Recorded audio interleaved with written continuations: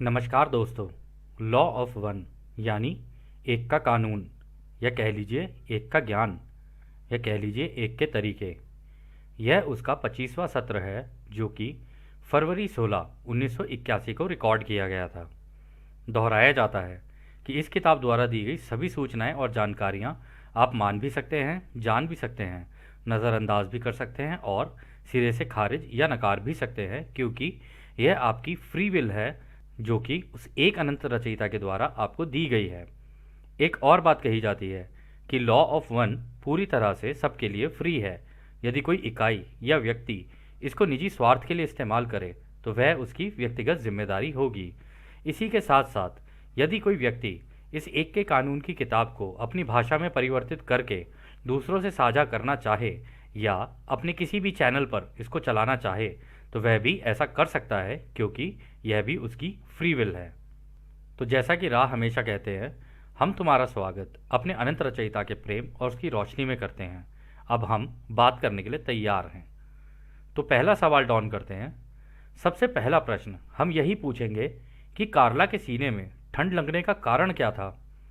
तो रा कहते हैं, यह बीमारी एलएसडी नामक रासायनिक पदार्थ का सेवन करने की कार्ला की स्वेच्छा से हुई थी। यह सावधानीपूर्वक उस व्यक्ति द्वारा नियोजित किया गया था जो कार्ला को चैनलिंग करने में सक्षम रहने की इच्छा नहीं रखता था। एलएसडी उपभोक्ता की महत्वपूर्ण ऊर्जा का बड़ा हिस्सा छीन लेता है। ओरायन का पहला इरादा कार्ला को सकारात्मक की ओर कम ध्रुवीकृत करना था। कार्ला के सचेत प्रयासों और दूसरों की सेवा के लिए एलएसडी का उपयोग करने के कारण ओरायन समूह सफल नहीं हो सका। दूसरा इरादा यौन प्रजनन क्रियाओं के दौरान लोगों के बीच ऊर्जा के संचारण का दुरुपयोग करना था। इस प्रक्रिया के दौरान विभिन्न प्रकार की ऊर्जा रुकावटें और सकारात्मक और नकारात्मक ऊर्जा का स्थानांतरण हो सकता है। हालांकि कार्ला एक बहुत मजबूत व्यक्ति है जो सार्वभौमिक ग्रीन रे प्रेम ऊर्जा से बहुत कम विकृत है। इस प्रकार यह विशेष योजना असफल रही, क्योंकि उसने दूसरों को प्राप्त करने या हेरफेर करने के बजाय अपनी हरी किरण ऊर्जा देना जारी रखा। जैसा कि कार्ला ने एलएसडी के प्रभाव के तहत सार्वभौमिक रूप से प्यार बांटना बंद नहीं किया। एकमात्र बुरा प्रभाव बस उसकी ऊर्जा को जितना संभव हो उतना कम करना था। कार्ला का व्यस्तता के प्रति एक मजबूत झुकाव है जिसे वह कुछ समय से दूर करने का प्रयास कर रही है, यह महसूस करते हुए कि यह चैनलिंग कार्य के लिए उपयुक्त नहीं है। इस प्रकार उसकी अधिकांश महत्वपूर्ण ऊर्जा खो गई, जिससे वह इस संक्रमण के प्रति अति संवेदनशील हो गई। तो दोस्तों, यहाँ पर जो रा ने कहा ना, रा ये कह रहे हैं कि कार्ला ने अपनी इच्छा से ही, क्योंकि उसको किसी ने दिया था, उसके साथ में कोई था, तो एलएसडी नाम की ड्रग दे दी थी उसको। तो जब उसने ली ना, तो हुआ क्या कि उस केस में उसकी जो ऊर्जा थी ना, एक्चुअली क्या होता है, इस तरीके की ड्रग्स जो होती हैं ना, वो एकदम शूट करती हैं आपकी जितनी भी ऊर्जा है उनको एकदम से ओपन कर देगी, ओपन करके, लेकिन जब वो नीचे आनी शुरू होती है ना, तो उसके बाद की जो फीलिंग्स होती है ना, वो बहुत बेकार होती हैं। तो इस वजह से उसको वहाँ पे ये जो ऊर्जा थी ना, उसकी ऊर्जा ख़राब करने के लिए किया गया। और जिस व्यक्ति ने ये किया ना, वो नहीं चाहता था कि कार्ला जो है इस चैनलिंग को ढंग से कर पाए। और आपको पता ही होगा, कई बार देखा भी गया है कि जब भी कोई समूह या कोई ग्रुप एक डायरेक्शन के अंदर जाने लगता है ना, तो दूसरों को चिड़न होने लग जाती है उनसे कि ऐसा कर रहे थे, क्यों कर रहे हैं। तो इस वजह से स्पेशली ऐसे लोग वो होते हैं जिनको दूसरों की एकता से प्रॉब्लम होती है। तो इस वजह से हुआ क्या, उन्होंने कोशिश की कि भाई इसको ना किसी तरीके से इस रास्ते से मतलब भटकाया जाए किसी तरीके से। और आपको तो पता ही है, ओरायन ग्रुप का तो काम ही यही है कि चलते हुए को उसके रास्ते से भटका देना। तो और इस केस में देखो, दूसरी जो जो प्रॉब्लम हुई वो ये थी कि इससे जो प्रेम क्रिया होती है, जिसको यौन प्रजनन क्रिया भी कहते हैं, तो इस केस में क्या होता है ना कि अगर कोई इस तरीके की ड्रग्स लेके इसका इस्तेमाल करके इसको करता है, तो उस केस में एक अच्छा एक्सपीरियंस भी हो सकता है, एक बुरा एक्सपीरियंस भी हो सकता है, दोनों चीज़ें हो सकती हैं। ये डिपेंड करता है कि उसको लेने के बाद उस व्यक्ति की सोच किस डायरेक्शन में है। तो अगर इसको लेकर अगर कोई कर रहा है, तो इसमें कहा नहीं जा सकता कि भाई वो दूसरे मतलब सामने वाले को जिसके साथ वो इस क्रिया में वो है सम्मिलित है, तो उसके साथ वो उसको सच में प्रेम देना चाहता है या उससे प्रेम लेना चाहता है, या मतलब उसको डोमिनेट करना चाहता है बेसिकली। तो इस केस में ऐसा हो जाता है, ठीक है ना। और आगे उन्होंने कहा कि क्योंकि ये इतनी स्ट्रांग है अंदर से और इसका जो हार्ट चक्र है वो पूरा खुला हुआ था, तो इस वजह से जब उसने ये ली ना, तब भी वो दूसरों को प्यार और उस तरीके की उसकी फीलिंग्स होने लगी कि उसकी जो एनर्जी थी ना, वो हार्ट चक्रा ओपन होते ही उसकी एनर्जी ऊपर ही निकलने लगी। तो उस केस में होता क्या है ना कि हमने भी दोस्तों कई लोगों को देखा है जिन लोगों का हार्ट चक्रा ओपन हो जाता है ना, उन लोगों से वो लव हैंडल करना मुश्किल हो जाता है। वो इसीलिए क्योंकि वो लव ऐसा खींच के ऊपर लेके जा रहा होता है, ऐसा खींच के ऊपर लेके जा रहा होता है कि अपने आप को कंट्रोल करना भी मुश्किल हो जाता है। वो लव आप उसको वैसा वाला लव नहीं कह सकते कि मतलब कि जैसे कोई सेक्सुअल एक्टिविटी टाइप का हो, नहीं, वो ऐसा नहीं है, वो बिल्कुल ही अलग होता है, वो बड़ा सेल्फलेस सा होता है। और जिसने उसका एक्सपीरियंस किया होता है ना, केवल वो ही जानता है कि वो होता कैसा है। तो कुछ इस तरीके की चीज़ कार्ला के साथ यहाँ पर हो गई थी, लेकिन इसकी वजह से उसकी एनर्जीज़ को बड़ी प्रॉब्लम हुई थी, जो उसकी ऊर्जाएं थी ना, उनको बड़ी प्रॉब्लम हुई थी, वो नीचे आ गई थी उसकी एनर्जीज़। तो खैर अगला सवाल डॉन करते हैं। दूसरा प्रश्न जो कार्ला ने पूछने के लिए अनुरोध किया था, मैं खुद को कैसे बेहतर ढंग से पुनर्जीवित कर सकती हूँ, न केवल अभी बल्कि भविष्य में भी।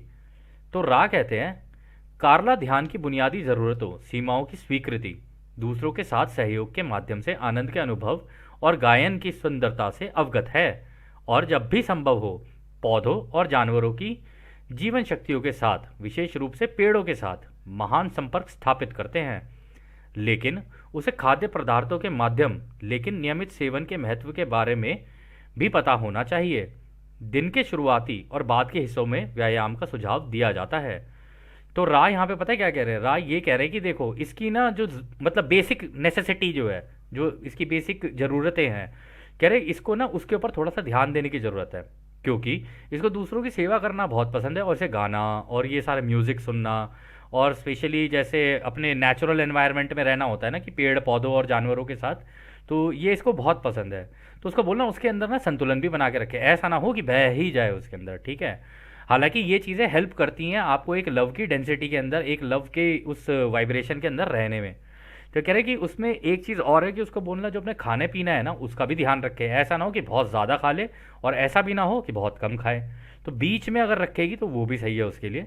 और दूसरा, अर्ली मॉर्निंग और इवनिंग में अगर एक्सरसाइज कर सके तो ये बहुत अच्छा रहेगा उसके लिए। क्योंकि जब एक्सरसाइज करते हैं ना दोस्तों, तो होता क्या है कि कुछ केमिकल्स होते हैं जो हमारे दिमाग में रिलीज़ होते हैं, जिसकी वजह से हम एक अच्छा सा महसूस करते हैं। और पहले के ज़माने में भी लोग कह के जाते थे कि healthy body, a healthy mind lives in a healthy body. तो उसका कहने का मतलब यही था कि अगर बॉडी हेल्दी रहेगी ना, तो माइंड भी हेल्दी रहेगा, माइंड हेल्दी रहेगा तो फिर जब आप मेडिटेशन के अंदर बैठोगे तो उससे आपका बैलेंस अच्छा बन जाता है। तो ये कुछ चीज़ें हैं जो कि रा ने यहाँ पे सजेस्ट की हैं। तो खैर अगला सवाल डॉन करते हैं। तीसरा सवाल जो उसने पूछा था वह था, डॉन और जिम मुझे पुनर्जीवित करने में कैसे मदद कर सकते हैं। अच्छा दोस्तों, यहाँ पे पुनर्जीवित जो ये बोला जा रहा है ना बार बार, ये ऐसा नहीं है कि वो मर गई है तो उसको जिंदा कर रहे हैं। पुनर्जीवित मतलब कि जब इसकी ऊर्जाएं नीचे चली जाती हैं ना, तो उन ऊर्जाओं को दोबारा बैलेंस करने के लिए क्या किया जा सकता है। तो ऊपर वाला जो भी हम लोगों ने बताया वो तरीके थे, और इस केस में अब वो ये पूछ रहे हैं कि डॉन और जिम जो इसके साथ इस चैनलिंग में हैं, वो कैसे मदद कर सकते हैं। तो रा कहते हैं, यह उचित प्रश्न नहीं है, हम केवल इतना ही कह सकते हैं कि ये व्यक्ति सबसे ईमानदार है। हम यह जोड़ सकते हैं कि कार्ला की अंतरिक्ष समय गठजोड़ में असंतुलन के प्रति विकृति के कारण यह अच्छा होगा यदि वे व्यायाम के दौरान साथ हों। तो इस केस में दोस्तों वो ये कह रहे हैं कि देखो यहाँ पे कहा ना उन्होंने अंतरिक्ष समय गठजोड़, तो इसको कहते हैं यूनिवर्सल टाइम। तो यूनिवर्सल टाइम क्या होता है कि जो हम लोग देखते हैं ना समय, वो समय हमको लगता है कि समय है, लेकिन अगर घड़ी वगैरह वो सारी चीज़ें हटाती जाए तो समय नाम की कोई चीज़ नहीं है, केवल इसमें एक्सपीरियंसेस ही होते हैं, केवल अनुभव है। तो लेकिन जो यूनिवर्स में होता है ना, यूनिवर्स में जैसे जैसे आप आगे जाते जाते हो ना, आप दूसरों के भी सारे एक्सपीरियंसेस एक साथ देख सकते हो। तो इसीलिए वहाँ पर टाइम ना धीरे धीरे धीरे धीरे कम होना शुरू हो जाता है। वो इसीलिए क्योंकि जब आप सारे अनुभव एक ही साथ देख पाते हो ना, ये ऐसा है बिल्कुल जैसे टीवी के ऊपर एक साथ बहुत सारी पिक्चरें चल रही हो और आप सारी पिक्चरें एक साथ देख सकते हो। तो जब आप सारी पिक्चरें ही एक साथ देख सकते हो तो वहाँ पे टाइम तो खत्म हो गया ना, आप तो सारा कुछ एक ही जगह पे बैठ के कर रहे हो। तो इस वजह से वो ये कह रहे हैं कि इसमें ना असंतुलन है इसके, ये अभी देख नहीं पा रही है, क्योंकि समाधि की स्टेट में चली तो जाती है, ठीक है, लेकिन उस स्टेट में भी जाके अभी प्रॉपरली नहीं देख पा रही है चीज़ें, ठीक है, जैसे इसको देखना चाहिए। लेकिन हमसे इसका अच्छा संपर्क बना हुआ है, उसमें कोई दो राय नहीं है। और हाँ, उन्होंने ये भी कहा है कि ये जब एक्सरसाइज करने जाए तो ये अच्छा होगा ये डॉन और जिम भी उसके साथ अगर जाए तो अच्छी बात है ना, 1 से 2 भले, या 1 से कह लो 3 भले। तो यहाँ पे कुछ ऐसा ही था। तो खैर अगला सवाल डॉन करते हैं। धन्यवाद। अब हम कल की सामग्री जारी रखेंगे। आपने कहा कि लगभग 3000 साल पहले प्रवासी होने के कारण ओरायन समूह चला गया। क्या ओरायन समूह के चले जाने के बाद महासंघ कोई प्रगति करने में सक्षम था? तो रा कहते हैं, आपकी कई शताब्दियों के लिए या कह लीजिए बहुत सारी सदियों में महासंघ और ओरियन के महासंघ दोनों एक दूसरे के साथ व्यस्त थे। अपने स्तर प्लेन से ऊपर के स्तर पर समय स्थान के स्तर जिससे यंत्रणा की कल्पना की गई थी और प्रकाश के कवच पर जोर दिया गया था, इन स्तरों पर लड़ाइयाँ लड़ी जा रही हैं और जारी रहेंगी। पृथ्वी तल पर ऊर्जाओं को गति में स्थापित किया गया था जिससे महासंघ के लिए बहुत अधिक आह्वान नहीं हुआ। तो दोस्तों पता है यहाँ पर क्या कहा जा रहा है कि ये जो ओरायन ग्रुप का और कन्फेडरेशन का ये जो वॉर चल रहा है ना, ये सदियों सदियों इयॉन्स पुराना है। ये जब ये रचना हुई, इस पूरे ब्रह्मांड में रचना शुरू हुई, तो आगे राह बताएंगे कि ऐसा हुआ तो क्यों हुआ। लेकिन ये जो युद्ध है ना, जिसे हम लोग सो कॉल्ड राम और रावण का युद्ध कहते हैं, ये ऐसा नहीं है। ये हर ग्रह पे अलग अलग, हर तीसरी घनत्वता के ग्रह पे ऐसा होता ही होता है। और ये केवल इन ग्रहों पे नहीं होता है, ये बाहर जितने भी, कोई चौथी घनत्वता, पांचवी घनत्वता, छठी घनत्वता, छठी घनत्वता में तो खैर यूनिटी होती है, तो उस लेवल पर भी ये लड़ाइयाँ लड़ी जा रही होती हैं। वहाँ पे लड़ाई के तरीके अलग होते हैं, यहाँ पे लड़ाई के तरीके अलग होते हैं, बस यही है, युद्ध के तरीके अलग अलग हैं। तो यहाँ पे वो ये कह रहे हैं कि लेकिन तुम्हारी जो धरती है ना, हमारे वहाँ तो चलो ठीक है, अलग लड़ाई, अलग लेवल पे लड़ाई चल रही है, कह रहे लेकिन तुम्हारे यहाँ पर जिस तरीके की सोच उसने यहाँ पे डाल दी थी ना, उसकी वजह से महासंघ को जब काम करने लगे, मतलब कि तुम लोगों के दिमाग से ये सारी सोच हम हटाते जाएं धीरे धीरे, ताकि तुम अनंत रचयिता की साइड में आओ और उसकी एकता की साइड में आओ, तो वो करना मुश्किल हो रहा था क्योंकि सारे के सारे लोग विभाजित हो गए। सबने अपनी अपनी चीज़ें पकड़ ली, सबको ये लगा कि भाई मैं तुझसे बेहतर और तू मुझसे नीचे, और या तू मुझसे बेहतर या ये उससे नीचे, ऐसी चीज़ें चलने लग गई और हर चीज़ में विभाजन हो गया, मतलब हर चीज़ में कंपटीशन टाइप की चीज़ हो गई। तो उस वजह से ये जो कन्फेडरेशन है ना, इसको अपना काम करने में प्रॉब्लम हुई और वो ज़्यादा मदद नहीं कर पाई लोगों की। तो आगे खैर रा कहते हैं, कॉलिंग के अलग अलग उदाहरण थे। ग्रीस में आपके अतीत के लगभग 2600 वर्ष में ऐसा ही हो रहा था, जिसके परिणाम स्वरूप लॉ ऑफ वन के कुछ पहलुओं को लिखा और समझा गया। हम विशेष रूप से थेल्स और हेराक्लिटस का उल्लेख करते हैं, जो दार्शनिक थे और अपने छात्रों को पढ़ाते थे। हम पेरिकल्स की समझ को भी इंगित करते हैं। इनके समय सीमित मात्रा में दूरदर्शी जानकारी थी, जिसे महासंघ को टेलीपैथिक रूप से संप्रेषित करने की अनुमति थी। हालांकि इस समय के दौरान अधिकांश साम्राज्यों की मृत्यु हो गई और गति में स्थापित दृष्टिकोण और ऊर्जा के अनुसार वृद्धि हुई, जिसके परिणाम स्वरूप मजबूत ध्रुवीकरण नहीं हुआ, बल्कि सकारात्मक और जंगी या नकारात्मक के मिश्रण में, जो कि विशेषता रही है इस अंतिम लघु चक्र का। तो दोस्तों पता है यहाँ पे क्या कह रहे हैं, वह यहाँ पे वो कह रहे हैं कि देखो ऐसा तो कुछ मेजर हुआ नहीं तुम्हारे उसमें, मतलब इतिहास में, ठीक है। सवाल तो उसका बड़ा सिंपल सा था। सवाल तो उसका ये था कि आप हमें ये बताओ कि आप हमारी मदद करने में कुछ मतलब कुछ कर पाए। तो वो कह रहे हैं कि नहीं, ऐसा नहीं है। 2600 साल पहले जब ग्रीस था ना, तो वहाँ पर कुछ इंटेलिजेंट लोग थे, जैसे थेल्स हो गया, हेराक्लिटस हो गया, पेरिकल्स हो गया, क्योंकि ये टीचर्स हुआ करते थे, तो ये उस दृष्टिकोण से लोगों को समझा पा रहे थे कि हाँ देखो भाई, इसको ना इस तरीके से देखा जाता है, यूनिवर्स को ना इस तरीके से देखा जाता है। ऐसे नहीं कि मतलब पूरा एकदम रिलीजियस लेवल पे देखा जा रहा हो, लेकिन उन लोगों ने भी उन चीज़ों को समझाने की कोशिश की।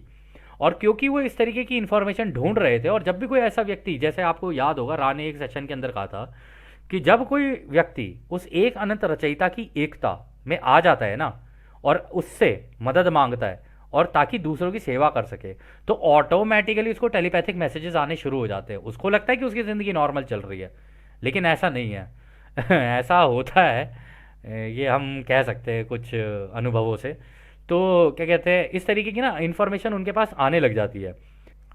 तो वो आगे ये कहते हैं कि हालांकि उन साम्राज्यों की मृत्यु हो गई थी, क्योंकि आपस में वही लड़ाई मार धाड़ वो तो चल ही रहा था ना, कि इस देश की उस देश से लड़ाई, इसकी उससे लड़ाई, इस गुट की उस गुट से लड़ाई, तो आपस में वो मार ही रहे थे, मार काट ही रहे थे। तो वो कह रहे हैं कि इतना तो इसका कोई फर्क नहीं पड़ा, लेकिन थोड़ा बहुत जो सकारात्मक होनी चाहिए थी ना चीज़ें, यानी पॉजिटिव होनी चाहिए थी, थोड़ी बहुत हुई। लेकिन स्टार्टिंग से क्योंकि हमारी जो सिविलाइजेशन है वो ओराइन ग्रुप ने उसके अंदर उसके दिमाग में ये विभाजन डाल दिया था, तो इस वजह से वो आपस में आज भी वो इसी तरीके का सिस्टम चल रहा है कि आपस में एक दूसरे की से लड़ाई जारी है सबकी। और इसमें देखिए एक चीज़ और इम्पॉर्टेंट उन्होंने कही है कि ये विशेषता रही है अंतिम लघु चक्र का, यानी ये जो लास्ट साइकिल चल रही है ना, हमारी जो लास्ट युग चल रहा है, कह रहा है ये इसके अंदर ये है ही ऐसा कि तुम्हारे यहाँ पर इस तरीके की चीज़ें हैं ही, क्योंकि ये तुम लोगों ने एक्सेप्ट की हुई हैं, इस वजह से ये चल रही हैं ऐसी। तो खैर अगला सवाल डॉन करते हैं। आपने ओरियन महासंघ की बात की और संघ और ओरियन संघ के बीच लड़ाई लड़ी जा रही थी, क्या यह बताना संभव है कि यह लड़ाई कैसे लड़ी जाती है? तो रा कहते हैं अपने दिमाग को अपने समाज के अन्य सभी दिमागों के साथ पूर्ण एकता में चित्रित करें, तब आप एक दिमाग सिंगल माइंडेड वाले होते हैं, और जो आपके भौतिक भ्रम में एक कमजोर विद्युत आवेश इलेक्ट्रिकल चार्ज है, वह अब एक बहुत शक्तिशाली मशीन है जिससे विचारों को चीजों के रूप में पेश किया जा सकता है। इस प्रयास में ओरियन समूह आरोप लगाता है या हमला करता है और परिसंघ प्रकाश के साथ मदद करता है। परिणाम एक गतिरोध है जिससे दोनों समूहों की ऊर्जा कम हो रही है और उन्हें फिर से संगठित करने की आवश्यकता है। हेर फेर यानी मैनिपुलेट करने में विफलता के माध्यम से नकारात्मक ऊर्जा समाप्त हो जाती है। जो प्रकाश दिया जाता है उसे स्वीकार करने में विफलता के माध्यम से सकारात्मक ऊर्जा समाप्त हो जाती है। तो दोस्तों पता है यहाँ पर क्या चल रहा है? यहाँ पर ये चल रहा है, वो कह रहे कि अब तुम ऐसे सोच के चलो कि एक तरफ महासंघ है, ठीक है, अपना कन्फेडरेशन है, दूसरी तरफ ओराइन का भी अपना अपना कन्फेडरेशन है, ठीक है। तो होता क्या है कि उनके अपने लड़ाके हैं और यहाँ पर जो है कन्फेडरेशन जो है उसका काम है इन्हें रोकना, ठीक है। अब दोनों साइड में सब टेलीपैथी से कनेक्टेड है, मतलब कन्फेडरेशन आपस में नेचुरल टेलीपैथी से कनेक्टेड है, और इधर से जो ये है ओराइन ग्रुप है, ये टेक्नोलॉजी का इस्तेमाल करके, मतलब दिमाग से दिमाग कनेक्ट किए हुए टेक्नोलॉजी का इस्तेमाल करके, तो इनका अपना एक समूह है, ठीक है। ये एआई का इस्तेमाल करते हैं, ये नेचुरल जो रचयिता की बनाई हुई प्योर इंटेलिजेंस है उसका इस्तेमाल करते हैं, यानी एक तरफ आर्टिफिशियल इंटेलिजेंस, एक तरफ जो है ये प्योर इंटेलिजेंस।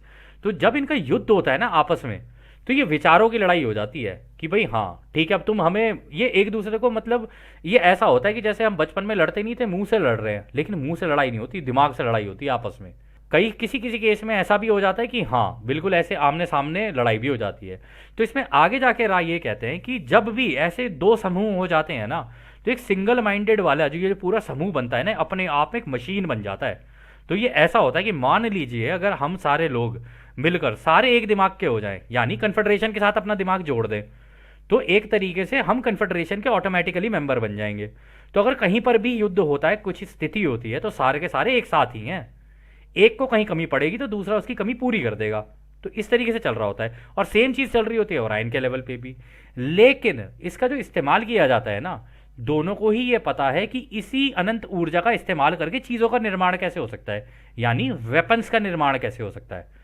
तो ये हवा में ही, आपको याद होगा जब हम लोग रामायण देखते थे तो वो तीर मतलब उठाते थे, बस आंख बंद करते थे, आंख बंद करके कुछ सोचते थे और तीर मार देते थे, और वो तीर जाता था, छोड़ा एक गए अनेक, ठीक है, इस तरीके से जाके गिरे। छोड़ा एक, आग ही फैल गई, सारे सबके ऊपर आग लग गई। छोड़ा एक, सारे मूर्छित हो गए। तो इस तरीके की जो चीज़ें होती है ना, ये इस तरीके की चीज़ें ये लोग डेवलप करना सीख गए हैं, दोनों ही साइड्स। ऐसा नहीं है एक साइड, दोनों ही साइड सीख गई हैं। तो इस वजह से जब इन लोगों की लड़ाई होती है ना आपस में, वो पूरी की पूरी ताकत उधर से ओराइन लगाएगा, पूरी की पूरी ताकत ये लोग भी लगाते हैं। वो ये रोशनी और प्रेम का इस्तेमाल करते हैं, वो अपना पूरा गुस्सा और जितनी वो होती है ना, आप कह लो कि मतलब एक आदमी ईगो में हो, बिल्कुल गुस्सैल है वो, इस तरीके। रावण का एग्जाम्पल ले लो यार, रावण कैसा था, किसी की सुनी थी उसने, लेकिन सिद्धियां उसे भी सारी प्राप्त थी, ऐसी बात नहीं है। और फ्रैंकली स्पीकिंग दोस्तों, इस किताब को पढ़ने के बाद हमें ये समझ में आया था कि ये जो रावण कह लो, लूसीफर कह लो, दज्जाल कह लो, जो भी कह लो आप इसे, ये ना एआई का चैंपियन है। और हम लोगों ने एक डॉक्यूमेंट पढ़ा था, चानी प्रोजेक्ट करके एक डॉक्यूमेंट है, उसके अंदर एक यूनिवर्सल एंटिटी थी, वो कह रही थी अरे तुम इनके चक्कर में क्यों आ रहे हो, इनका भगवान तो इनकी टेक्नोलॉजी है। तो हमें यहाँ से, जैसे रा ने यहाँ से बताया कि भाई इस धरती पर भी ओराइन ने टेक्नोलॉजीज दी हुई हैं, ठीक है। अब उसकी वजह से हो सकता है एआई का डेवलपमेंट हुआ हो, या कह लो वही कलाकार ही है जो इस एआई के पीछे है, ठीक है। तो एंड में वो करता क्या है वो देखेंगे आगे, जैसे राह बताएंगे। तो इस केस में होता क्या, जब ये भिड़ते हैं ना आपस में, तो इनकी जब दोनों की ऊर्जाएं नीचे होती हैं तो होता क्या है कि युद्ध विराम होता है, युद्ध विराम हुआ, वापस गए, फिर आपस में अपनी सबने अपनी अपनी स्ट्रैटेजीज बनाई दोबारा, फिर दोबारा घुस गए युद्ध के अंदर। लेकिन ये जो युद्ध के जो रीजन होते हैं ना, रीजन इनके आपस के भी होते हैं कि एक तरफ तो ये रचयिता की बात कर रहे होते हैं कि ऐसे बनाए ये वो, एक तरफ ये नकारात्मक की बात कर रहा होता है, ठीक है। और ज्यादातर केसेस में ये होता है जिस ग्रह को छुड़वाया जा रहा होता है ना, उस ग्रह पे ये कब्जा करने की कोशिश कर रहे होते हैं ओराइन समूह, और इधर से ये छुड़वाने की कोशिश कर रहे होते हैं। तो इन दोनों की चक्कर में, क्योंकि इधर से मदद मांग रहे होते हैं एक ग्रह से कि भाई हमारी मदद करो, हमारे भगवान हमारे को भेजो, हमारे दूत भेजो, अपने दूत भेजो। अब रचयिता तो है तरंगे, इसी के अंदर ही सब कुछ बना हुआ है, रचयिता खुद उठ के आ गए तो सृष्टि खत्म हो जाएगी, तो रचयिता खुद उठ के नहीं आ सकते, तो अपने दूत भेज देते कि तुम चले जाओ, ठीक है। ये चले जाते हैं, फिर ये युद्ध में उतरते हैं, उधर से ये कलाकार पूरी अपनी वो लेके आता है, पूरी सेना, ठीक है। और आपको ये पता है दोस्तों, ये आप लोगों को पता नहीं है शायद कई लोगों को, कि जीसस ने ये कहा था कि जब ये सारी घटनाएं घट जाएंगी तब मैं भी आऊंगा, मेरे भाई भी आएंगे, ये भी अपनी पूरी सेना लेके आएगा और हम भी अपनी पूरी सेना लेके आएंगे।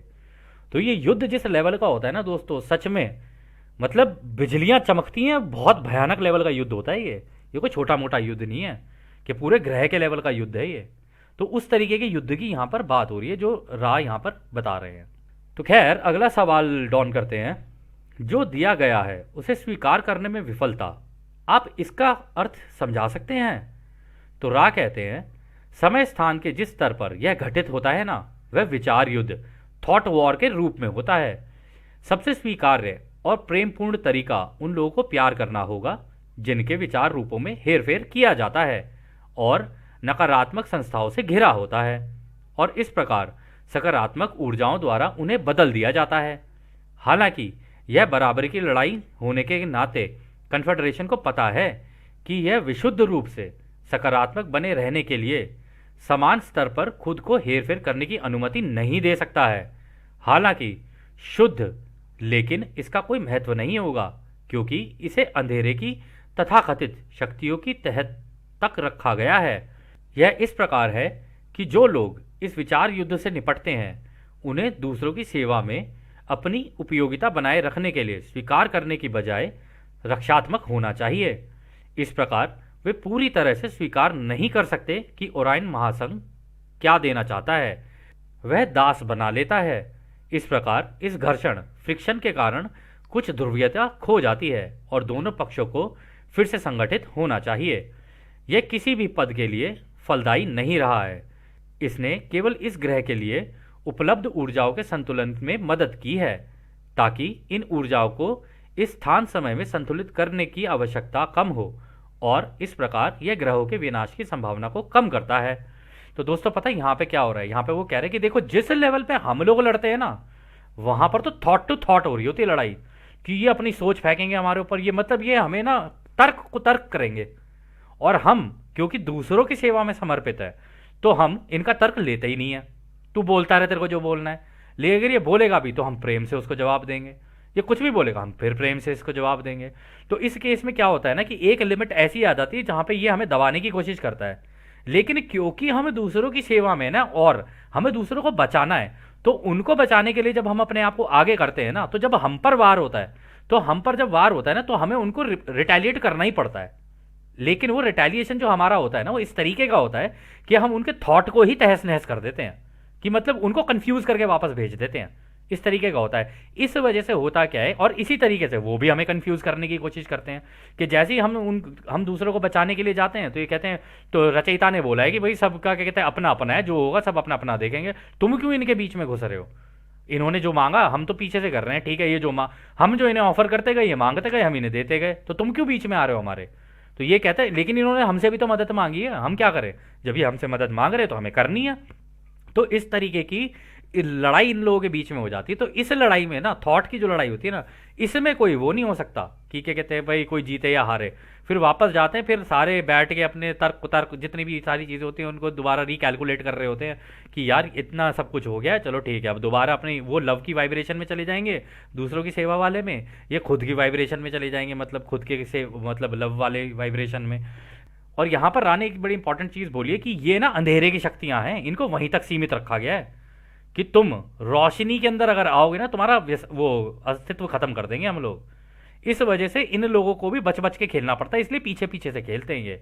तो और इस केस में वो एक चीज़ और इंपॉर्टेंट कह रहे हैं, वो कह रहे हैं कि ये जो हम लोगों के बीच का फ्रिक्शन है ना, ये जो हमारे बीच का ये जो घर्षण है, मतलब युद्ध की वजह से जो इस तरीके की एक एक वो बन जाती है ना, एक प्लेटफॉर्म बन जाता है जिस तरीके का, या कह लो जिस तरीके की स्थिति बन जाती है, परिस्थिति बन जाती है। तो इस केस में कोशिश ये रहती है कि ये एक ग्रह को या तो जीतेंगे या नष्ट कर देंगे, ये होता है इनके दिमाग में।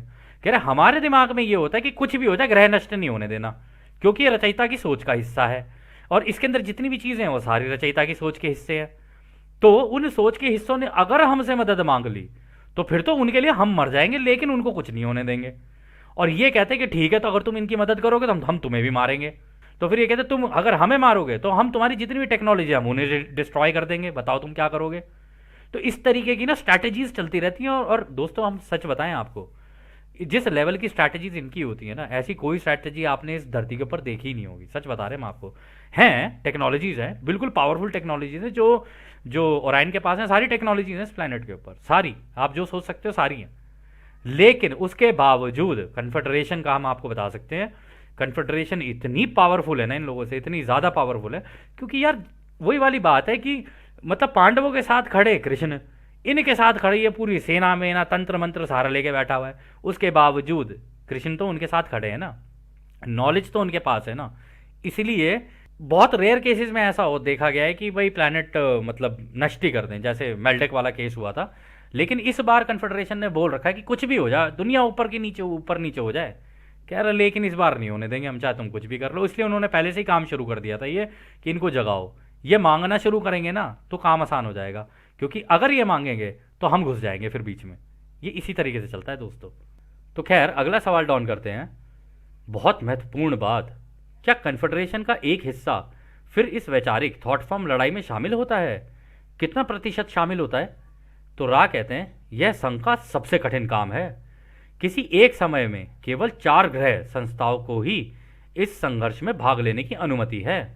तो रा कहते हैं इन चारों ग्रह की घनत्वता कितना है?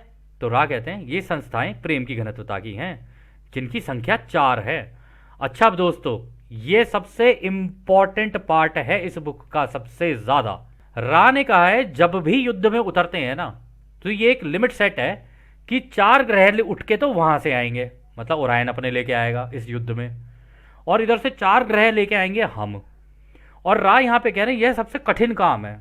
अरे यार जब एक बात बताओ, लॉजिकल सी बात है, अगर 4 ग्रहों से लड़ाई कर रहे हैं तो आमने सामने का युद्ध हुआ, इसमें तो कोई वो ही नहीं है, ठीक है ना, सिंपल सी बात है ये। लेकिन जिस ग्रह को छुड़ाया जा रहा है उस ग्रह के लोग अगर कन्फेडरेशन के खिलाफ हो जाए, मतलब कुछ ऐसी चाल चली जाए, उन लोगों को ऐसा कर दिया जाए, मैनिपुलेट कर दिया जाए, या पे टीवी पे कुछ चल जाए, या ऐसा कुछ हो जाए कि वो महासंघ के खिलाफ हो जाए, तो एक तरीके से एक और ग्रह शामिल हो गया अपनी इच्छा से इस युद्ध में। तो कितने हो गए? 4 तो हो गए महासंघ के, 4 वो पहली लेके आया हुआ कलाकार, एक ग्रह यहां से और हो गया शामिल, तो 5 ग्रह एक साथ मिलकर युद्ध करेंगे 4 से, ठीक है। सेम कहानी कि राम की सेना कम, रावण लेके बैठा तंत्र मंत्र। सेम कहानी पांडव कम, और उधर वो दुर्योधन जो है जी मेरे को चाहिए, मेरे को आप अपनी सेना दे दो, सेना लेके अपनी पूरी खड़ा हो गया वहां पे, ठीक है। लेकिन देख लो उसके बावजूद पांडवों ने अच्छे से धुलाई की उनकी बढ़िया से, है ना, और जीते भी। और सेम कहानी राम की सेना कम, वानर सेना लेके घुसे, लेकिन लंका ढा दी पूरी की पूरी। तो यहां पर यह होता है कि जिस ग्रह को छुड़वाया जा रहा है ना, अगर उस ग्रह में से भी लोग इनके साथ हो जाए तो फिर युद्ध बराबर का हो जाता है। इसी को कहते हैं वो वानर सेना इकट्ठा करना, जो आप लोग सोच रहे थे ना कि होती क्या ये वानर सेना। अरे वानर तो हम ही हुए ना दोस्त। अगर हम निकले इस उससे कि इस घनत्वता के हैं, हमें बचपन से बताया गया है कि जी हम बंदरों से निकले हैं, तो ठीक है जी हम भी मान लेते हैं हम तो वानर हैं। तो कौन हुए वानर सेना? तो राम के साथ खड़ा कौन होगा फिर? तो दोस्तों खैर हम आपको ये तो नहीं कह सकते कि आप ऐसा करो या ना करो, समझदार आप सारे हो, जैसा आपको ठीक लगे आप कर लेना, प्रभु आपके साथ है। और दोस्तों इस धरती के बिहाफ पर हम अपने सारे भाई बहन जो इस धरती पर हैं उनके बिहाफ पर हम अपने एक अनंत रचयिता से एक ही चीज़ कहेंगे कि प्रभु यदि इसने ऐसी चाल चली तो हम भी अपने भाइयों के साथ कंधे से कंधा मिला के खड़े रहेंगे इस खेल में। और प्रभु यदि ये ऐसा करे तो जहाँ 4 थे वहाँ 8 भेज देना। जहाँ 8 करे वहाँ 16 भेज देना। प्रभु ये जितने भेजे आप उस पर लॉ ऑफ स्क्वायर्स लगाते जाना, क्योंकि ये हम आपसे अपने दिल से मांगते हैं अपनी धरती के लिए, और उस पर बस आप अपनी लॉ ऑफ स्क्वायर्स लगा देना, और कुछ नहीं चाहिए प्रभु, बस इतना कर देना हमारे लिए। अच्छा, ये जो पॉइंट है ना दोस्तों, इसके अंदर एक इंपॉर्टेंट चीज़ और थी, वो ये कि इस युद्ध में चौथी घनत्वता वाले उतरते हैं, यानी चौथी घनत्वता दूसरों की सेवा वाले और चौथी घनत्वता खुद की सेवा वाले, ये दोनों उतरते हैं। पांचवी घनत्वता और छठी घनत्वता तो केवल पीछे से बैठ के इनको गाइड कर रही होती हैं, और स्वयं रचयिता इनको गाइड कर रहे होते हैं। ठीक है, वो तो दोनों ही साइड है ना भाई, तुम भी मांग लो, तुम भी मांग लो, तुम देख लो, तुम जिसको जो चाहिए वो मिल जाएगा उसको। तो इस तरीके से ये सारा युद्ध चल रहा होता है। तो दोस्तों, अगर यहाँ से भी मान लीजिए कल को आप चौथी घनत्वता में पहुँचते हैं, आप दूसरों की सेवा वालों में पहुँचो या खुद की सेवा में वालों में पहुँचो, या फिर हो सकता है कि कुछ लोग रिपीट भी करें, कुछ कहा नहीं जा सकता। ये तो आपके अपने चयन पर है कि आप दूसरों की सेवा का रास्ता चुनते हो या नहीं चुनते हो, और इस एक के ज्ञान को दूसरों से साझा करके उनकी मदद करते हो या नहीं करते हो, वो आपके ऊपर ही है।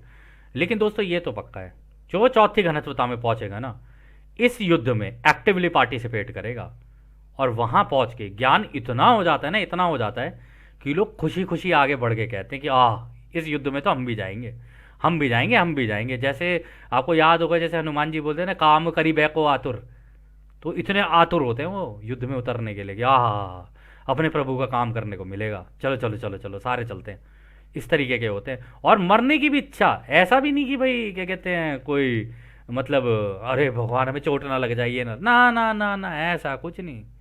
उतरते तो इस मोड से उतरते हैं कि या तो मरेंगे या मारेंगे, दोनों में से एक ही चीज़ होगी। खैर, मरेंगे या मारेंगे तो नहीं कहा जा सकता, ये मारने की कोशिश करते हैं और ये उनकी सारी चीज़ें डिस्ट्रॉय करते चले जाते हैं। आपको याद होगा कि रावण उधर से वो चलाता था और यहाँ से ये चलाएं और उसके गायब। उसकी तो हालत तभी खराब हुई थी कि जब वो ये कह रहा था कि मैं फेंकूं और कुछ हो नहीं रहा, मैं फेंकूं और कुछ हो नहीं रहा। तो इस तरीके का युद्ध होता है ये वास्तविकता में।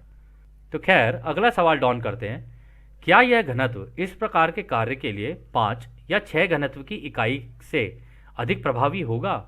तो रा कहते हैं, चौथा घनत्व आपके अलावा एकमात्र घनत्व है जिसमें युद्ध से बचने की बुद्धि का अभाव है और युद्ध की आवश्यकता को देखता है। इस प्रकार यह आवश्यक है कि चतुर्थ घनत्व वाली संस्थाओं का उपयोग किया जाए। तो देखा दोस्तों, रा ने कह दिया है, कह रहे कि देखो 5वीं घनत्वता में पहुंच के तो रोशनी का ज्ञान हो जाता है रचयिता की। ठीक है, तो वो भी नहीं लड़ना चाहते और हम भी नहीं लड़ना चाहते। ठीक है, ये बिल्कुल ऐसा है जैसे इसको अगर हम लोग रिलेट करके देखें ना, तो ये बिल्कुल ऐसा है जैसे कि भीष्म पितामह कह रहे हैं कि अरे क्या जरूरत है, तुम तो भाइयों आपस में लड़ो मत।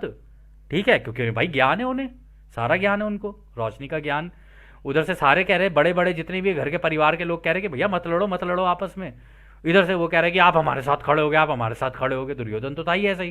तो उधर से उनको भी खड़ा होना पड़ता है, इधर से भाई रचयिता इनके साथ खड़े होते हैं कि जी बराबरी कर दे तुम। मैं रचयिता का काम देखो दोस्तों, इस पूरे ब्रह्मांड में क्या है, उनका काम है संतुलन बनाना, जिसको जो चाहिए उसको वो देना। तो जो जो मांग लेगा उसको वो मिल जाएगा। तो इस केस में भी वो यही कह रहे हैं कि चौथी घनत्वता भी ऐसी है जहां पे उनको लगता है कि यार बिना युद्ध के तो बात होगी नहीं सेटल, युद्ध तो करना ही पड़ेगा, वरना ऐसे मानेंगे नहीं, वरना ग्रह छीना जाएगा, और ग्रह छीनने नहीं दे सकते हम लोग, चाहे कुछ भी हो जाए।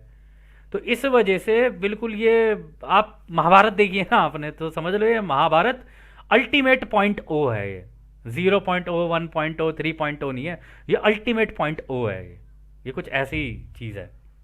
तो खैर, अगला सवाल डॉन करते हैं, क्या मैं यह मानने में सही हूं कि ओरियन और कन्फेडरेशन दोनों पक्षों का चौथा घनत्व इस लड़ाई में है, और कि ओरियन पक्ष पर 5वां और 6ठा घनत्व इसमें शामिल नहीं है?